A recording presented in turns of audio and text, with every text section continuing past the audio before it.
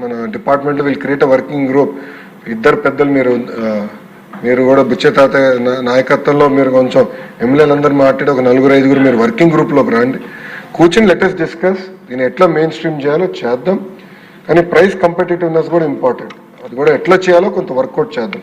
రెండో విషయం అధ్యక్ష, గౌరవ సభ్యులందరూ కూడా గమనించి ఉంటారు, కొత్త బట్టలు ఇచ్చాం పిల్లలకి, యూనిఫామ్స్.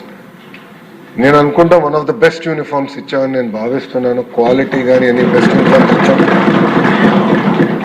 పోయిన సెషన్లో ఎడ్యుకేషన్ పైన అనేక చర్చలు జరిగినాయి, యూనిఫామ్ అన్నీ చూపించడం కూడా జరిగింది, మళ్ళీ రిపీట్ చేయదలుచుకోలేదు. కానీ ఒక విషయం చెప్పదలుచుకున్నాం, గతంలో అధ్యక్ష bleach to over print shirting cloth వాడారు, అంటే బ్రీదబిలిటీ ఉండేది కాదు అధ్యక్ష. పిల్లల్ని కూడా మేము పాదయాత్రలో అడిగినప్పుడు ఏంటంటే బ్రీదబిలిటీ లేదు సార్, చెమట పడుతుందంటే మేము ఇప్పుడు యాన్ డైడ్ ఓవెన్ ఫ్యాబ్రిక్ వెళ్ళాం, సో బ్రీదబిలిటీ ఎక్కువ ఉంటుంది అధ్యక్ష.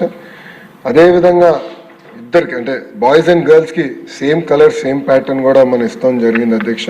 సో మీరు క్లాత్ చూసిన, కలర్ క్వాలిటీ చూసిన, ఎన్ని వాషెస్ అయినా క్లాత్ ఎలాంటి ఇబ్బంది లేకుండా ఉండే విధంగా మేము చేస్తాం కూడా జరిగింది అధ్యక్ష. ఇన్ఫ్యాక్ట్ టెండర్స్లో మేము చాలా డిస్కస్ చేసాం. నేను డిపార్ట్మెంట్ చెప్పింది ఏంటంటే 5 సంవత్సరాల్లో కనీసం 1000 కోట్లు మనం సేవ్ చేయాలి.